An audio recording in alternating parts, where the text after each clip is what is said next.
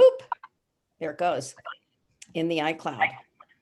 Okay, so Julie Taylor from National Farm Workers Ministry. So National Farm Workers Ministry, as many of you already know, work educating and mobilizing the member and supporting organizations, faith communities, groups, and individuals to support farm worker-led campaigns to improve farm workers' working and living conditions, wages, other farm worker issues. So today she's going to talk about Migrant Justice, which is a farm worker-led organization advocating for the rights of dairy farmers in the Northeast, and their current campaign, Milk with Dignity. When I saw a presentation from this group at a board meeting, about a year ago, I had no idea that, there were all these dairy farm workers, anywhere for that matter. I apparently thought milk just came from the store. And so it was a real eye opener for me. So this might be also new information for you. And I might ask you if you would all mute yourselves before Julie starts, and then we won't get so chattery feedback. And then we'll have a chance for questions a little bit later, okay? Okay, Julie, I can't see anything. So this is weird. I'm talking to my computer. Okay, Julie. We're here. We're all out here, and good morning. And it's nice to see friends here, and really appreciate your commitment to farm workers and your ongoing efforts around immigration. But let me talk today about Migrant Justice and their program, Milk with Dignity. So Migrant Justice has as their mission to build the voice, capacity, and power of the farm worker community and engage community partners to organize for economic justice and human rights.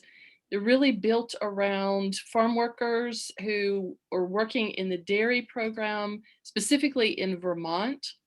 And it literally came, they ended up really getting involved when a young dairy worker, Jose Obeth Santiz Cruz, was pulled into a mechanized gutter scraper and was strangled to death by his own clothing. That particular tragedy inspired the production of a documentary film called Silenced Voices and led to the formation of a solidarity collective that partnered with farm workers to gather the community to share food, discuss problems, envision solutions, and take collective action. And so it created a human rights agenda now called Migrant Justice. I want to show you a video on their particular Milk with Dignity program, just so that you'll have a sense of the situation in Vermont around dairy farm workers.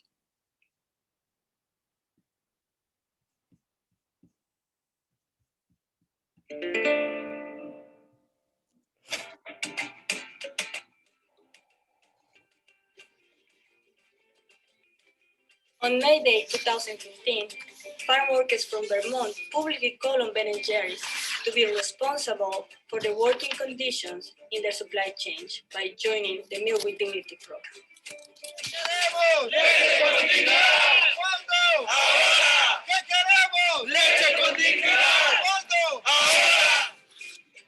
Mi nombre es Telma Gómez y soy parte del Comité de Coordinación de Justicia Migrante. Estuve en un rancho en el que la casa estaba en el mismo rancho y no habían baños y eran muchas horas de trabajo, no se pagaba ni el mínimo y no había día de descanso. Y en otro también, donde vivíamos en una casa donde no había calentón y en tiempo de frío era muy fuerte y también se iba el agua. El motivo por el que yo me involucré a Justicia Migrante fue por las ganas de cambiar la situación aquí en Vermont, porque queremos trabajos dignos y que nuestros derechos sean respetados, porque no importa de qué parte del mundo vengamos, tenemos derechos.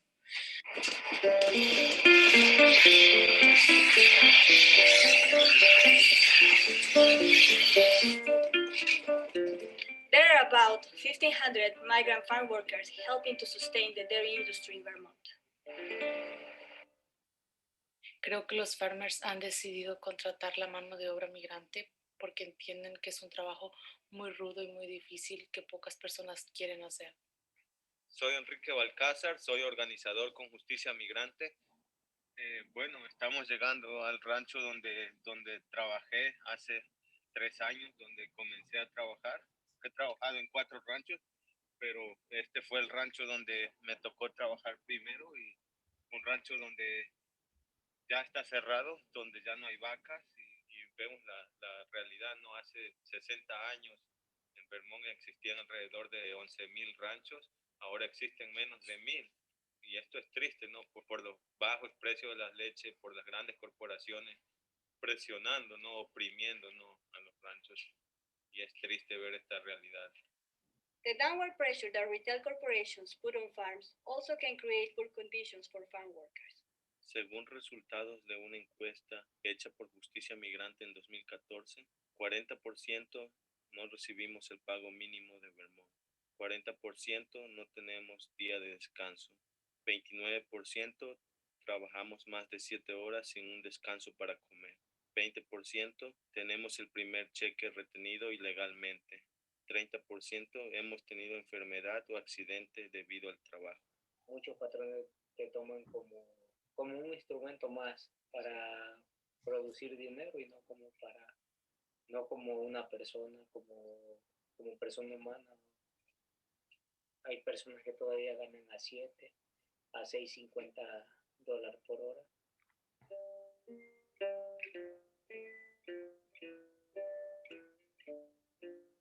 nombre es Víctor, yo soy un empleado trabajador en un rancho aquí de Vermont. Lo he visitado sin querer 3 veces por accidentes del trabajo. Así. Fue que cayó cloro en mi ojo y pues sí, tuve que ir ahí de emergencias ahí en el hospital de Burlington, y ahí estuve como unas 12 horas, ahí le estuvieron lavando y pues todo. La segunda vez fue en el otro siguiente trabajo, donde yo estaba lavando como unos tanques de donde se guarda la leche. Explotó la botella y ya fue que me corté el dedo y no, pues fue un poco fiero, pero bueno. Igual en ese momento yo dejé de trabajar y me llevaron al hospital, y luego sí, tuvo solución, lo curaron y todo, pero tuve como 2 días sin trabajar y eso no fue pagado también. Yo trabajé aquí en la ciudad de Perrysburg, donde me tocó un rancho pues que no tenía condiciones para vivir. La casa estaba fea, que era una traila donde vivíamos 4 personas, dormíamos ahí. No era una vivienda digna para un trabajador que se la pasa trabajando 12 o 13, 14 horas al día para llegar a descansar en un espacio así, pues, ¿no? Tampoco teníamos espacio de privacidad para estar ahí o platicar en privado o algo, ¿no? El problema más difícil que nosotros tuvimos fue que un día se descompuso el baño y las aguas negras se vinieron a la luz. Todo estaba feo, pues, y ya un día que decidimos salirnos ya así nomás. Un día de cheque, el problema que teníamos ahí, que teníamos semana prensada. El dinero era alrededor de $800 por persona. Nosotros éramos 4 que decidimos abandonar el trabajo porque ya no era bien para nosotros. No podíamos ser esclavos de eso.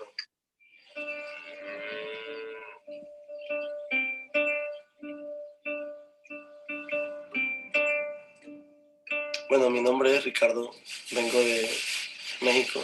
And this is the only heat you have in the house? Yeah, that's all we got. We got this crack over here. We tried to put some wood and all the house smoke all the way around. I mean, it's bad. He put these tubes over here and because he don't want to put a heater on. And he think all the heat in the kitchen is going to come to the rooms. And that don't make no sense. He put this plastic on it, but it's not really good enough. It's cold over here. A veces no comía porque a veces el tiempo no me daba. Tenía que trabajar las 18 horas corridas, desde las 4 de la mañana hasta las 9, 10 de la noche. Mi nombre es Cirilo Pérez. Hola a todos, mi nombre es Patricio Antonio. Me siento a gusto porque la verdad los patrones han sido buena onda con nosotros. Nos han tratado bien. Al igual que en cualquier trabajo, cuando empiezas al principio, pues te pagan un sueldo un poco bajo y con el tiempo, como vas aprendiendo, te van aumentando. Y ahorita llevo 4 años, la verdad, me pagan bien, pues creo que es un trabajo digno. Más que nada una buena vivienda, nos dan un cuarto cada persona y una cocina y más que nada todo lo que tenemos siempre está funcionando, como la calefacción y casi nada nos hace falta. Siempre tenemos todo y si algo falla, pues hablamos con ellos y ellos lo arreglan. Como quisiéramos ver que todos los compas estén como nosotros, ¿verdad? Trabajador, trabajadora, trabajador. Ahora estoy en un lugar donde hay mejores condiciones, pero los ranchos por los que yo pasé siguen siendo igual y siguen habiendo compañeros que siguen siendo explotados y queremos que cambie eso realmente. No puede seguir la situación así. Trabajador, trabajador, trabajador, trabajador, trabajador.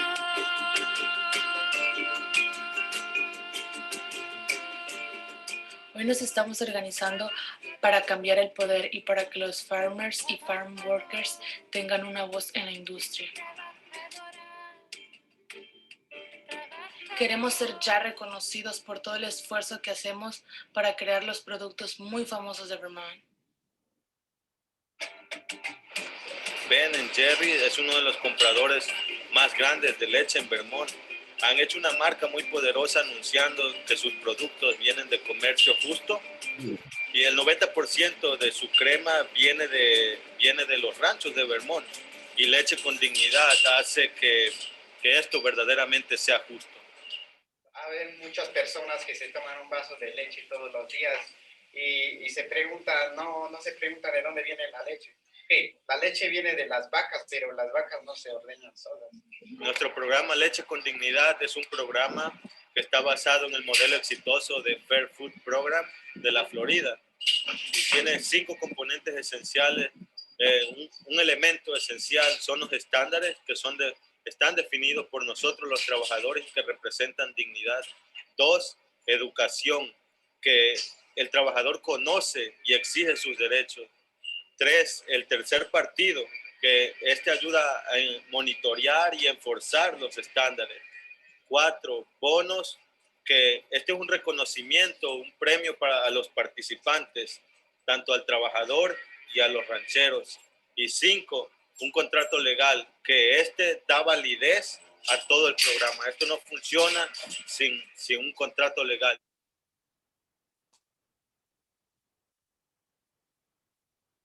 El 20 de junio, 17 ciudades del país se unieron para ir a tiendas, para llamar a Ben Jerry's a que tome acción, exigiendo que los derechos humanos de los trabajadores sean respetados.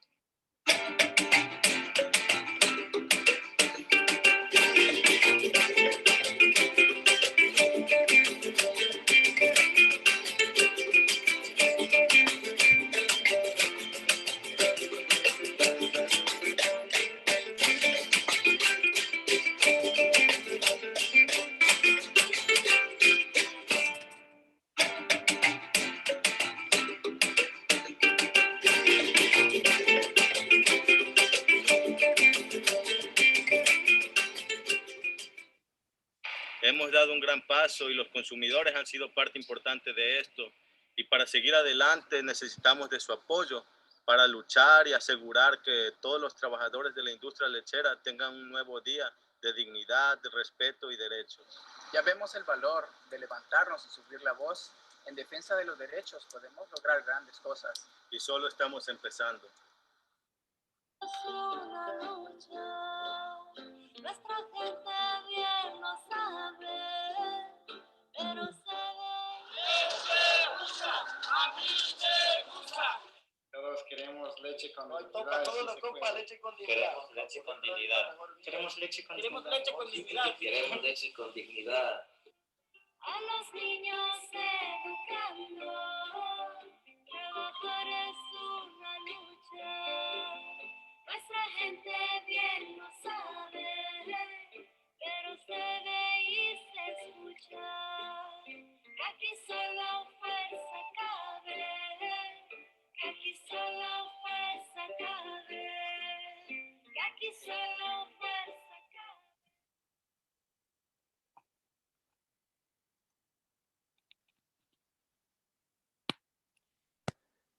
So that gives you a kind of a snapshot from the perspective of farm workers and advocates that were on the ground in relation to Milk with Dignity. There's a lot, I think, that we don't know about that. I'm gonna sort of go through a few of the things about this program again with you, and then sort of note a couple of the things that farm workers said about um, the work that they've been doing. So just the general overview is that this creates standards for the dairy program.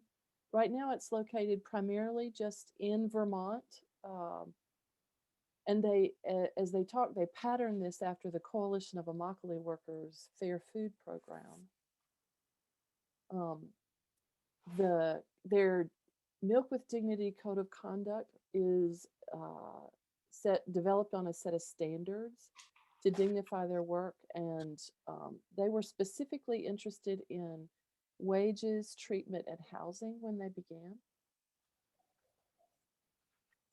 It's the worker-driven, socially responsible model. If you follow CIW, the Coalition of Immokalee Workers, sorry, I put acronyms to everything, but if you follow CIW, they first created their standards, fair food standards, and it's built around the idea that the workers drive it, and then there's a social responsibility that corporations have, but also that you and I play in all of that. So what do we mean by worker driven? This quote from CIW, the difference between corporate social responsibility, because most corporations have a code of conduct, right? Or they have a code of ethics or that sort of thing. But the difference between that is who's really the ones who drive that set of standards? Who are the ones that really monitor that? I mean, unfortunately, we know that if you're the corporation, you want to put on the best light for everything that you do, right? And so are you willing to, you know, sort of point out the advantages of the way that you operate and maybe make light of the difficulties that are going on in the way that your product is made? Whereas workers who are doing that work are looking at it from a different level. This is how it is. This is our experience on a daily basis. And so Milk with Dignity is worker driven because the standards are created by the workers, and then they're monitored by the workers, and they're enforced by the workers once the corporation signs into the agreement, or the farm, or whoever is part of that. The farm workers hold the corporations directly accountable for it. No middle management thing. And so as they monitor, they can withhold this sort of label. You might see I'm wearing a button today. Milk with Dignity is kind of the label that dairy farms in Vermont can come under when they sign this agreement. And this symbol, this agreement, can be withdrawn if they don't participate fully in all levels of that code of conduct. So the other thing about participating is that there's a premium paid both to farmers and farm workers. And this is true also with the Coalition of Immokalee Workers. When they started the Fair Food Program, one of the big selling points was basically that corporations would pay a penny a pound more, which sounds like a teeny amount, but a penny a pound more for tomatoes that were picked. And that money would be filtered back directly to the farm workers. And so in the Milk with Dignity program, there's a similar premium, and you'll see it when we talk about the results after Ben and Jerry's joined the program. Migrant Justice will tell you that Milk with Dignity is a movement, not just a label. This is their steps towards food justice, and we join them in that. In the program, there are consequences and accountability for abuse. There's a third party that monitors this. So you can, as a farm worker, you can make complaints, but this third party has to investigate those and then follow up with a plan of action to change, and then a monitoring. And if you don't change, there's another opportunity to make changes. And then if you don't, then the agreement is withdrawn because they have failed in their part of it. I'm going to share with you just a couple of what I call benefits, but this is where people talk about what happened. But I think one of the things about what Louisa says, a lot's changed under the Milk with Dignity program. Before, we did not have a day off. Now they provide rest days and also vacation time, and I can spend more time with my baby. Just so that we understand, in the dairy industry, cows have to be milked every day. Saturday, Sunday, they don't fit into a work week the way a lot of other things do. I mean, when berries are ready to harvest, a lot of times you can work overtime, but you can maybe skip a day here and there. But with milk, you cannot skip a day. And so one of the early challenges when they did this survey around with farm workers that they discovered is that many people worked continuously, really long days. Now there's under this code of conduct, there's a mandatory day of rest so that they can have that. I think it's also important. This gentleman talks about Milk with Dignity because it provides protections. So if you have complaints, you know that you have the Fair Food Standards Council, you have people behind you that can support you in what happens to you. And I think this is interesting because they also feature the corporation, sort of the farm owner, that the employees are powerful now because we have to pay attention to them. Yay! This is what worker-driven social responsibility is supposed to be about. It's about accountability. And so the implementation that Milk with Dignity went through with Ben & Jerry's, that was their first group to sign on. And so I think in the video, it talked about they started their campaign against Ben & Jerry's in 2015, I think. An agreement was signed in 17, and then the implementation was launched in 2018. And so they've continued to work on that. Just to give you a sense of that, so 71 farms enrolled, that's 100% of Ben & Jerry's Northeast supply chain.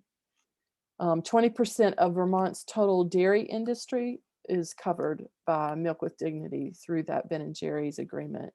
250 farm workers are protected under the program. Now, I think in the video it said that Vermont itself has about 1,500 farm workers. So we're clearly not covering all of them, but we're 250 and growing. And here's where the premium works. $105,000 of premium went back to the farm workers directly because of that agreement.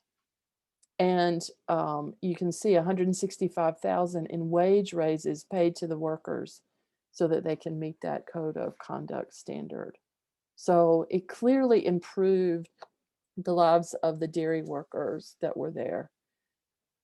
They have paid sick days and vacation days, increased wages, housing repairs and new housing, things like that, policies and practices for medical treatment and access to that, protecting them from sexual violence and harassment.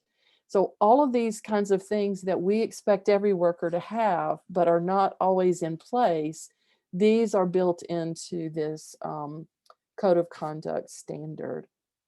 And so what's next for Milk with Dignity? So 2018, they started to implement those, and they have to continue to monitor on a regular basis.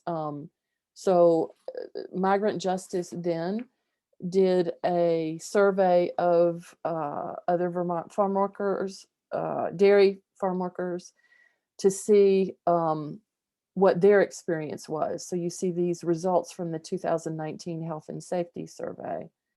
So what it did was it led them to understand that living and working conditions are still primarily important in this. There are a lot of accidents in the dairy industry working with the United Farm Workers on the West Coast, especially up in Washington State, accidents on the job are really huge. Even of concern to us are the drownings in manure pools and things like that that have happened to farm workers in Idaho as well as Washington State. And so the survey, they did the survey first so they could be sure about what they wanted to do next. And it led them to focus on Hannaford supermarkets. So we don't have Hannaford here in Raleigh, North Carolina, but in the Northeast, Hannaford is a popular supermarket. And I have to say, it's also connected to Ahold Delhaize, which is a larger supermarket company. But Hannaford specifically in Vermont, so they, on the second anniversary of the signing of the first Milk with Dignity agreement, they changed their focus to Hannaford. If they could get Hannaford to sign on, then all of the milk suppliers for Hannaford would fall under this agreement. That's how it works. And so they have a logo for it. So Hannaford has 200 stores across the Northeast. It's a very important dairy buyer. I just said who it was owned by, a multinational corporation. And they can afford to do better with their dairy farm workers. Ahold has this commitment to sourcing practices that respect human rights, which gives them, you know, a lot of messaging for sort of pushing with that. And so some of that larger corporation have signed the Fair Food program for the tomato sales in their stores. So that's also like a partner for them to be able to say, well, if you're doing fair food with your tomatoes, do Milk with Dignity with your milk. And so Hannaford brand milk comes from farms in Vermont. So, and there are a lot of farm workers that are suffering human rights abuses in Vermont, even now. So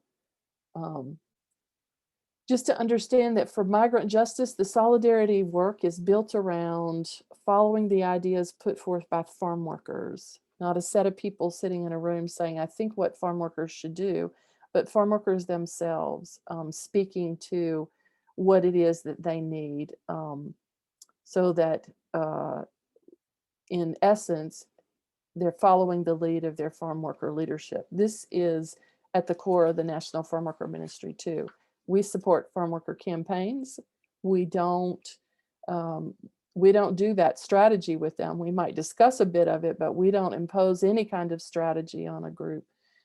And so Migrant Justice is built around that same principle, which we highly value. So this is sort of their new logo, a new day for human rights in dairy. They'd love to see this expand across the country, but they have to expand at a pace that allows them to do the accountability, right? The monitoring, the enforcement. So, but right now they're focusing on Hannaford. So I'm in part here to invite you to join the campaign and help us as we continue to push at their request in efforts towards raising the awareness of Hannaford. We may actually, Rox, I think, has some plans about ways we can get involved and take specific actions in the coming days. As a matter of fact, she has some other information, but can write a letter to Hannaford. The last fall, around Thanksgiving, a collective of about 17 food justice groups contacted Hannaford and let them know that they wanted them to sign on to the Milk with Dignity program. In December, around Christmas, our organization with the members and groups that support us also sent an organizational letter on which the Lorettos were a participant because they're part of our collective. So the possible actions to take today are to write individual letters, and Rox can talk a little bit more about that. Then if you're one of those savvy Facebook, Instagram, Twitter people, you can post your picture with a small sign and then do some tags, and I can send this information to Rox so she can share it with you later.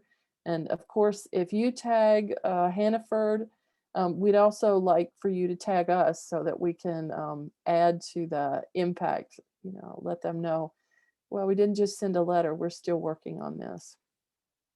So I wanted to stop right there. I mean, I want to be careful about our time to see if you have some questions. Not that I can answer all of them. I am not an official spokesperson for Migrant Justice, but an ally and partner in their efforts for farm workers. But questions about dairy or anything like that? Julie, I wonder if you're at the end of your presentation, do you want to stop sharing? Or not? I certainly, yes, I can be easy enough. So let me do that. Here we are. Oh, Yeah, so there's we can see us all. everybody. Okay, I see familiar faces here. Okay, so if you just unmute yourself and jump in there if you have a question. We're a small, intimate group here. Right.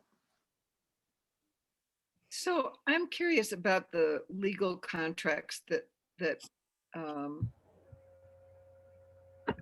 what are some of the parameters of the contracts? Because it's pretty, I live in Guatemala, and so it's pretty common here not to do that. And it's another way of just being cheap and not paying people a living wage at all, or even minimum wage sometimes. So I'm just curious, what are the components of the legal contract? Mm-hmm. So the Fair Food Program, they have you sign a Fair Food Agreement. So it doesn't have the same bite that a legal contract has, but it does have bite. Because this is built around consumer awareness and consumer pressure in addition to the farm workers. And so it's based on those of us who are purchasing these products or who are allies of farm workers speaking up along with the, sort of the wider community. But as far as legal parameters, I'm not sure how often they actually take somebody to court for this. They take them to the court of public opinion, right? So that so it alleviates a bit of the legalistic approach to it, but it allows for the pressure of consumers and society to push corporations in line a bit. Does that help? Yeah, thank you. I have another question, but I'll wait till later.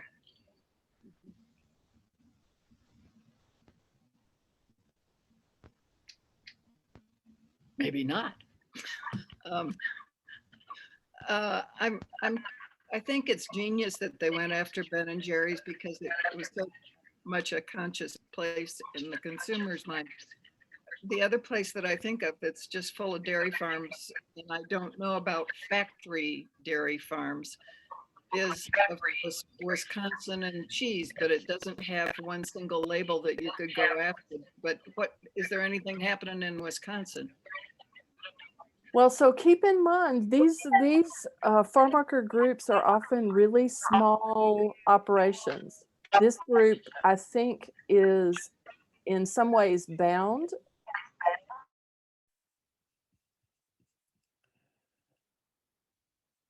That's it. Okay.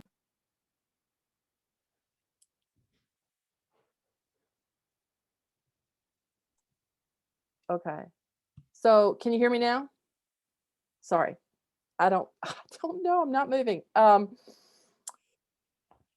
So the reason they're not in Wisconsin is this is a small group. Let me just say that in the midst of working on Milk with Dignity, several of the folks that were in the video, Victor for one, as I recall, I've had a chance to meet him, and I met, was there Balthazar or whatever? They at different times have both been picked up by ICE. So we're actually talking about some people who are not documented that are working within this set of farm workers, and their capacity to grow is really slow. Now, that doesn't mean that, I mean, they have vision one day that of course they will reach every dairy in the country, just like CIW wants to reach all of the fruits and vegetables in the US. But even the Coalition of Immokalee Workers that has had more success so far, they're older too, but more success, does a really slow grow. Because if you're, I mean, these are organizations that are not subsidized except through some of the premiums. Farm workers don't pay dues necessarily to be a part of this, and so so they're a little bit hampered in their capacity just to expand and grow the way corporations do. Their hope is that as more and more consumers, people of faith, folks like you and me, who are interested in making their treatment a priority, ask more and more for folks to sign on to these agreements. But then they also have to have in place the capacity to monitor those and enforce those, to continue to do those surveys. CIW actually, they're pretty what would you say, aggressive, in that they do a survey on all their farms every year. Now, when you think about how many farm workers you're covering, and you want to literally, you have to go out to these rural places and meet with farm workers when they take their break or on their weekend and whatever like that. So it's a slow grow, but it's a slow, steady grow because they believe in it and we believe in it, and it's the right thing to do. In the meantime, though, they are hampered by immigration issues that are ongoing, for whether it's them, it's also a lot of the people that they serve. Who's going to be in a video if they think there's a possibility somebody will identify them and come after them? That they're just, I think we forget sometimes in our economic privilege that just access to Wi-Fi and telephones, it seems easier and easier and more accessible, and yet there are financial components to all of those things that you and I take for granted. I got a little taste of that during the pandemic because I didn't have Wi-Fi access at home except through a hotspot. And so when the pandemic sort of sidelined me at home, I learned what it means to have data limits and what they cost and all of those kinds of things. So, we're talking about a set of people who are, and especially dairy workers, are they're working 6 or 7 days a week on a regular basis, year round. It's not like some of the seasonal work where you work for 3 months or 6 months or 9 months and then you have some space in between. It's constant. So the time, the strategy, the finance, all of that sort of stuff. Fortunately, there are people that are looking at that, and I mean, there's a set of us that are trying to do education and awareness, and consumers are listening to this and speaking up, asking for these products. They want to see this label. They want to see the Fair Food label. They want to see the Equitable Food Initiative label, which is another form of food certification. But it grows slow. It grows slow, like the fair trade. It grows at a slower rate than, if people are going to make a lot of money, those things grow fast. But we're undaunted by that. We're part of those people who are committed to the long term of social justice. So, but here's what I would say. Migrant Justice was a small group of advocates in Vermont who at some point along the way met someone from the Coalition of Immokalee Workers, and after talking decided to pattern what they do after each other. And so I think farm workers also sort of grow from each other. They're small unions in different places. They create something a little bit different, but in a different place because they understand that place, and that place might have, different requirements. And so it's not out of bounds to think that there could be farm dairy workers in Wisconsin who might look at what's happened in Vermont and say, let's do a similar program. The other thing is, as they move through these companies, the larger the company is that signs on to this program, if the whole company signs on to it, then it's supposed to be for that company across the country, right? So if, and now there's so much diversification and so much, like a dairy company is connected to so many outlets in different parts of the country.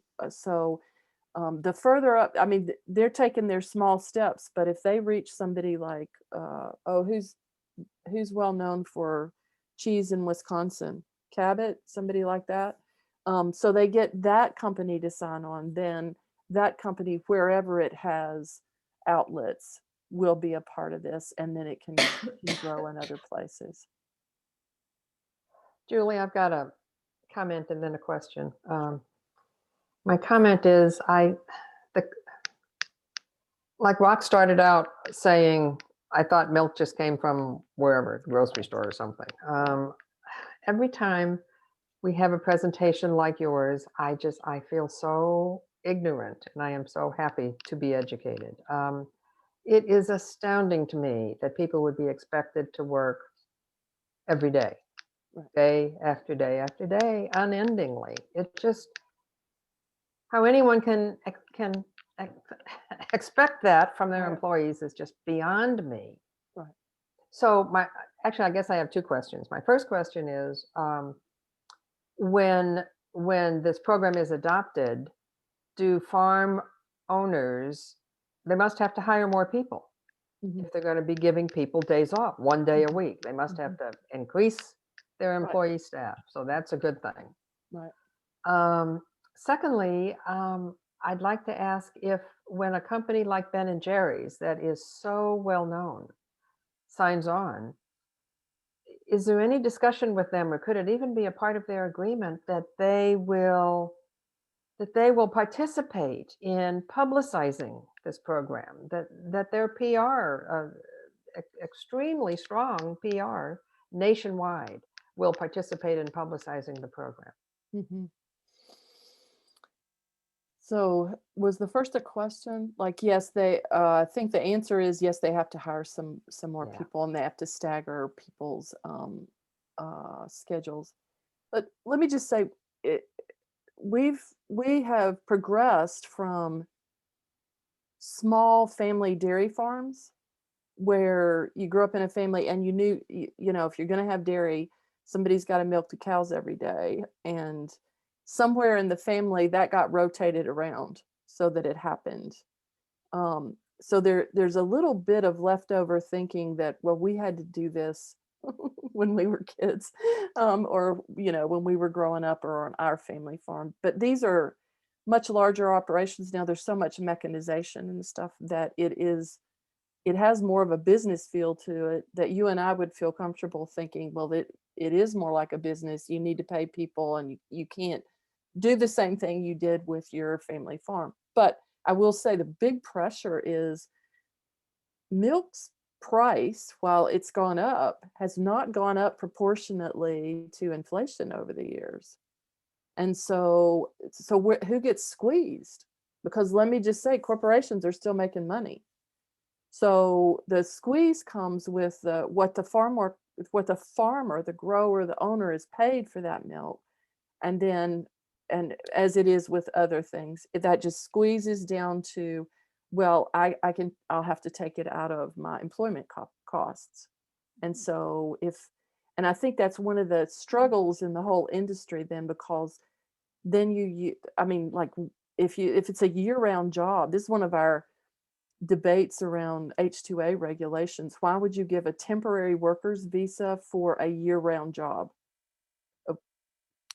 Why wouldn't you give a green card or citizenship? Except that I can get rid of people faster. I can pay people less because I'm really appealing to people who are desperate. It's a hard job, desperate for this job.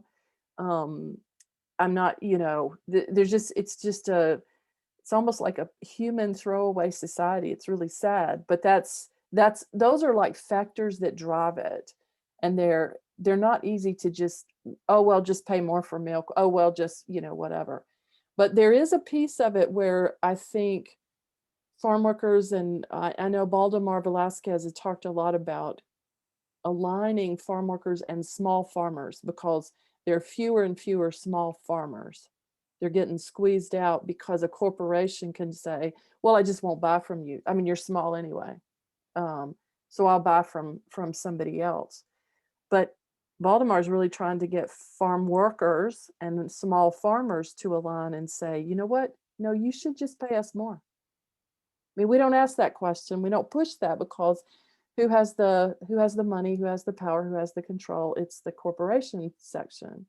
But one of the things I read recently, and then I'll try to remember and go to your second question, was that in the course of the pandemic, grocery stores have done better, right?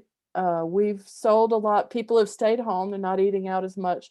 So a lot of grocery stores are not necessarily closing right now as the way restaurants and other groups are closing. And so Hannaford specifically saw its profits soar in the midst of the pandemic. And so what is difficult about that is because they had a 34% comparable sales growth, and their stock rose 25% in the last 3 months. Now, here's a moment for them as a corporation to say, who's making this possible? Essential workers, right? Because they're still working, and they're working more to meet the demand. But instead of doing that, instead of investing work in workers, they passed it on to shareholders. And so dividend payments in the first quarter of last year, I guess, the dividend payments went up by nearly 10%. And so at the same time, the company used its extra cash to buy back over 400 million of its own stock. So I'm just saying, we are in this kind of an environment which makes this tough. But I hope that what Baldemar and the conversations that Flock are having can become more and more prominent for us, so that we do a bit of pushback, which doesn't mean that they shouldn't make any money, but how much money should they make? That's the question. Like, you just have to look at how many people are in the Fortune 500 groups. Like, how much is enough? So you just like, I don't know, because you're making it at the expense of somebody. So and we as people of faith and conscience are always trying to look at that. Who are the ones that who are suffering from, from the places which other people benefit? Now, I'm probably going to ask you have to prompt me about your second question now, because I probably moved into a tangent. But my second question was, wouldn't it be wonderful if Ben and Jerry would participate in a PR program for Milk with Dignity? Right. And here's what I'm going to say so far. When I look at the Coalition of Immokalee Workers, who's done this longer and with more partners,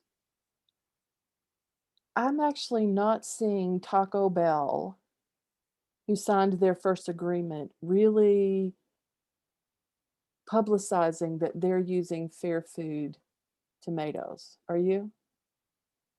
Taco Bell's not doing it. McDonald's is not doing it. Subway's not doing it. They sign it, and so for those of us, and I think this is true in Vermont too. Well, Ben and Jerry aren't really in charge of Ben and Jerry's anymore, right? That they've sold to somebody else. So their name and their brand, their connections through the foundation they have and stuff are still at play, but they don't have control over their company anymore. But so if you sign on to these programs, until there is massive, widespread consumer awareness and demand for fair food and milk with dignity or equitable food initiative, they're appeasing us. You know, they can put that label on there, just like you can put an organic label, or you can say fair trade, or what, you can put that label and it appeases a set of people, but honestly, there's not enough demand for it yet for the company. I mean, unless they just magnanimously wanted to. And how will there ever be enough demand if there isn't some, broader I PR know. program? And couldn't Ben and Jerry, whatever their last names are, right? They could do this themselves. could. If they wanted to. They could could. advertise what they've done, or what they did could. when they ran the company. They could. And I won't say no one has ever done that, because it's interesting that one of the larger Florida tomato growers, farmers, has embraced the Fair Food Program and has appeared in their documentaries and speaks, really highly of them, and has promoted it amongst other farm tomato growers in Florida, so that you have about, I don't know, 95% of the tomato farms in Florida are fair food, right? So it has happened in smaller scale like that, but I haven't said, can we find somebody, where's Paul Newman? Where's a couple of people that put their name on products that you can say, align yourself with farm workers, and then, and then take everybody else out to golf and get them to sign those agreements. I don't know. I think they just haven't quite found the right person. I watched CIW has been more successful, like connecting with media and quote unquote friends in high places. At any given time, some of the Kennedys will come and speak for them at marches. But it appeals to a segment, and not, we've got to find somebody that appeals to everybody that decides to be friends with them. And I just don't think we've found them yet. We shouldn't abandon hope for it. If you know somebody, I am happy to introduce them to the people at Migrant Justice or any of our farm worker partners to embrace. But even those of you who are in California, the UFW has been around a long time, has a great, has a great resume, has a great deal of respect in the state. And yet, every farm in California is not covered by a UFW contract. The struggle between, this is a systemic, deep struggle. It's economic, it's racial, there's a whole set of things at play in it. So, here we are, the church, trying to swim upstream. Alicia, did you have a question? I did. I wanted just to make a comment about the Immokalee tomato pickers. They have, I think, been extremely successful in getting all of the fast food places except for Wendy's. And Wendy's has been diehard. And here for 3 years, every month, we would protest at one of the 3 area Wendy's. I'm not saying we did it, made a difference. In fact, I'm not sure we did. But Immokalee continues to push Wendy's, and I think whatever we can do, boycott them, talk about their poor labor practices. But I do agree with Julie that it would be great to get maybe some great movie star or Robert Newman or anyone who for the milk, because that's what we need, I think, in this regard. I have a comment. I just was, I see this stuff and I know it. And then every time I watch a movie, I'm just in tears over the way people have to live. And I was, my cousin was a dairy farmer. And, you know, they're subsidized. We pay them out of our tax money. And yet we don't want to give people a, you know, $1,400 during COVID because somehow they don't deserve it. And it makes me angry. I don't like to get angry, you know, but I do. Yeah. Well, and though I do too. I get so frustrated about the stories I see, about the efforts that don't. In some ways, I feel like they're not going anywhere. But I have come to believe that everything that you do, you know, when it's snowing and a flake lands on a leaf, it doesn't make the leaf bend. Then there's another flake and another flake and another flake. Which flake actually makes that leaf bend?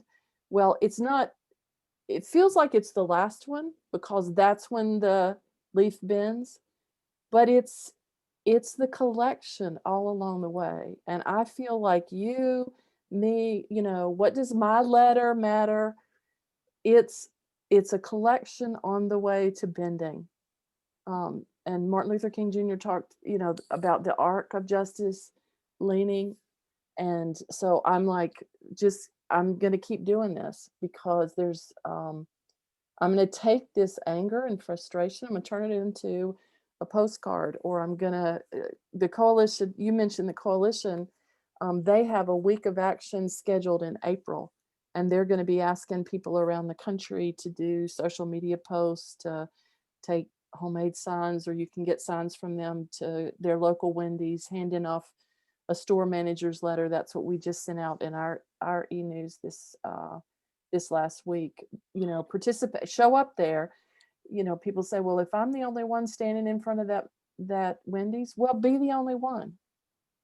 I mean, and write that one letter. Write the one letter. Well, I'm going to be sending you some language you might want to use to write to Hannaford's.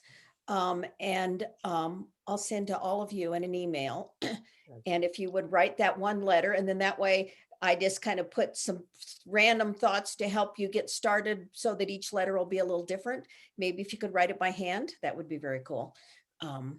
And then Julie's going to be sending the information about if you're a Twitterer or a Facebook person, to be able to post your photograph. And I'll put that all in one email and send that on later today.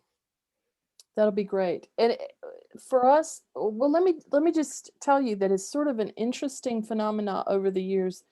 You don't know what impact you have, but about a year and a half ago, the UFW called me and asked me if I would try to call the CEO of Craig Jelinek, I think his name is, the CEO of Costco on the West Coast. They're trying to push Costco around Dairy Gold milk and this big battle they were having about dairy farm workers there. And what he said was, they're not answering our calls. And so be sure you tell him you're from the National Farm Worker Ministry and see if he answers. And so I agreed to do this. And then he, you know, gave me these talking points and whatever. And then he said, you know, you're probably not going to get him, but make these talking points with whoever answers the phone or whatever. So I was all prepared to make my points with whoever answers. And I dial the number, and the woman says, I get a person. And she says, well, hold on just a minute. And so the next thing I know, you know, yes, this is Craig Jelinek. And I'm, what? Like, okay. So I make my points with him. Now, he didn't do anything public. But let me just say, he got off the phone and called somebody from the UFW. Now, why do you have people calling me? You know, can you say it changed something drastically? No, but there was some movement. Every time there's some movement, it makes sense. And I have to tell you that it's probably been 7 or 8 years ago, but early on we were working here in North Carolina with Reynolds American Tobacco. And we had been asking Reynolds American Tobacco meet with the CEO, Susan Ivey at that time. Would you meet with Baldemar Velasquez, head of the FLOC, the Farm Labor Organizing Committee, the farm worker union that operates in this state? and talk about conditions of tobacco farm workers in North Carolina. Well, she wouldn't do it. She got letters from the North Carolina Council of Church. She got a letter from National Farm Workers. She got letters from all these, a letter here and there from organizations. And then it was the Lorettos having a meeting somewhere who was talking about this and got all the Lorettos there to write letters. And they got sent to Susan Ivy. And so it wasn't too long after that there was a call to National Farm Worker Ministry, because they all said, we're calling because National Farm Worker Ministry told us to, or we're writing. And he's like, I got about 50 letters. Who are these Lorettos? And so I'm going to say it wasn't immediate, but it was pretty shortly after that she actually did meet with him.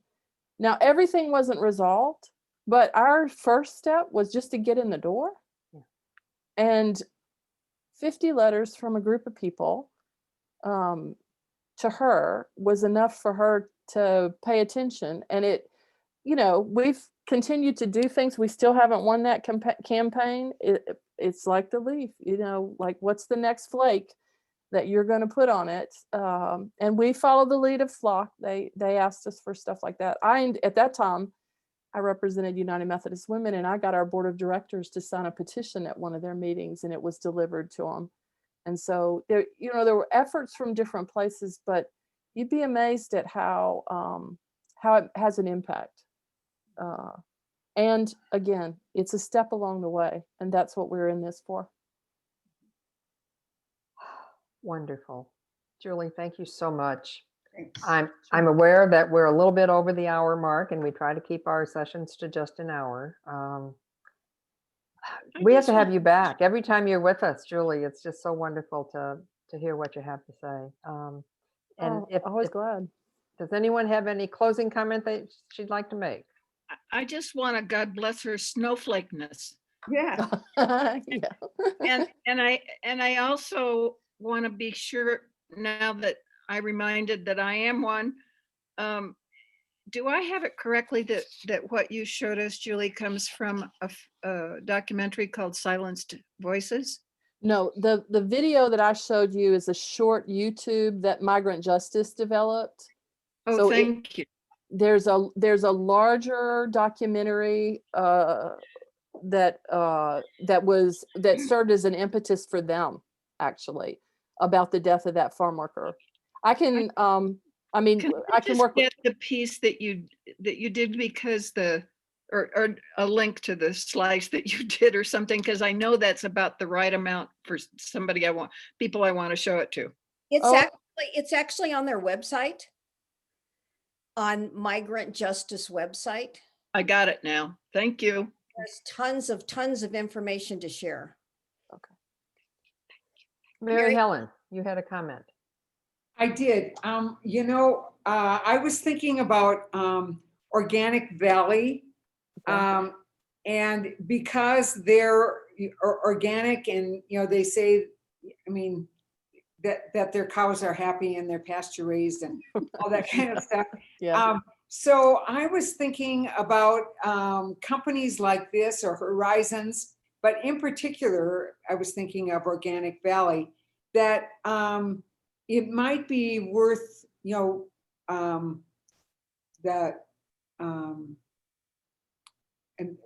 dairy workers contacting them. Mm-hmm. Because I think that if they went with it, I think they might put something on their cartons. Mm-hmm. Where are they based? Do you know from there? Does it have a... Let's see. Okay. While she's looking, I want to tell you, I was reading their carton once because I have nothing better to do. and it had, under the CEO's name, it said CEIEIO. Well, at least they have a sense of humor. They have a sense of humor. Yeah, that's good. My only comment is, and it's to all of us, is the power we have as Loretto. And if you remember, when Rosa was in Sanctuary, and we got people all over Loretto, you know, in New York, all over. And the people in Washington, and that was with ICE back then, who is this Loretto? Anyway, they got Rosa out of sanctuary in Arizona, in Tucson. And she couldn't tell the agreement, but she's fine now with a green card, and her husband too. But it just, I think we forget about how strong we are, not by ourselves, but with everybody else. I would go to the Long Beach City Council. Oh, I represent Loretto community, and everybody thinks Sisters of Loretto, of course. You know, they're going to listen. So I just wanted to emphasize that and let you all know. I grew up on a dairy farm, and it was 7 days a week and all that, but it's so different now. And we saw all those young people, you know, it's really hard work. And that's who can do it, is those young people. I just want to come in and comment also.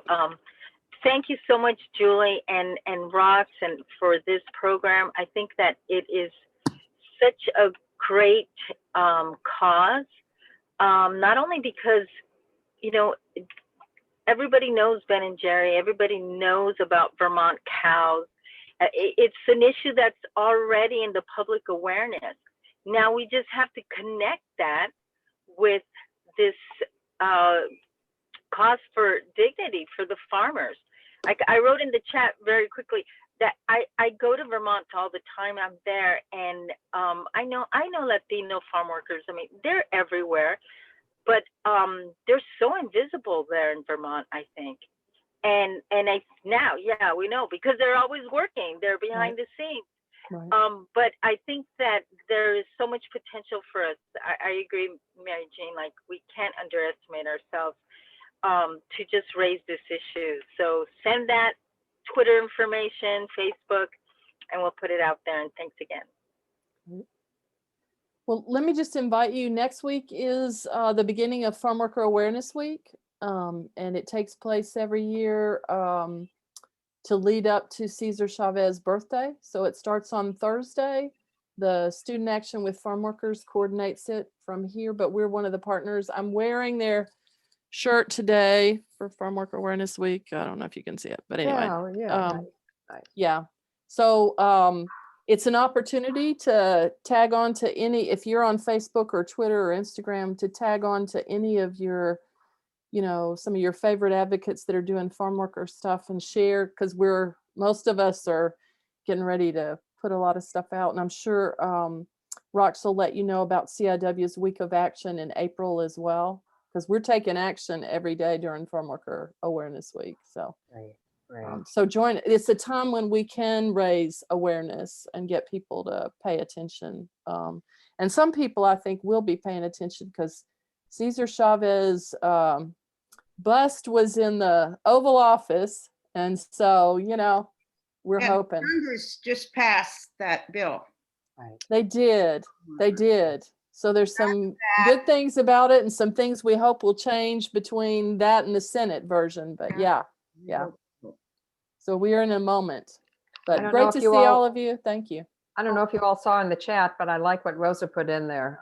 The campaign, the PR campaign, Got Milk. How about a Got Milk with Dignity? Yeah. I like that. Mary Helen, you were looking something up. It's Organic Valley is in Lafarge, Wisconsin. Wisconsin. Okay. Yeah. Yeah. And their number is real easy. It's 888-444-MILK. Okay. Okay, Julie, as always, you have our gratitude, and you know you'll be invited back. Oh, good. Good. Always happy. Good to see Thank you all all. of you. Thank you, Julie. Thank you. All right. Take Bye. care. Thank you. Bye. Bye. Am I the only one who remembers Elsie the Board and Cat?